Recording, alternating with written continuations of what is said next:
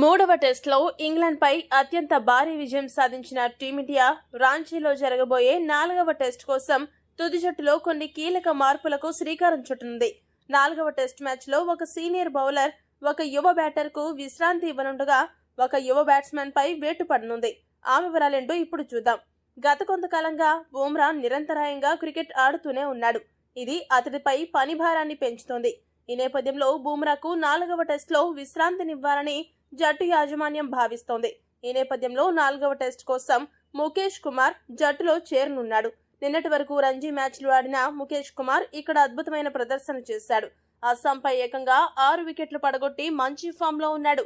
Team India కనుక 4వ టెస్టులో విజయం సాధిస్తే 5వ టెస్టులో కూడా బుమ్రా విశ్రాంతి తీసుకుంటాడు.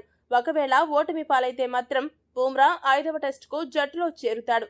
ఇక యువ batsmen, double century hero Jaiswal కూడా ఎడతెరిపిలేని క్రికెట్ ఆడుతున్నాడు. అతడికి కూడా 4వ టెస్టులో విశ్రాంతి ఇచ్చే అవకాశం ఉంది.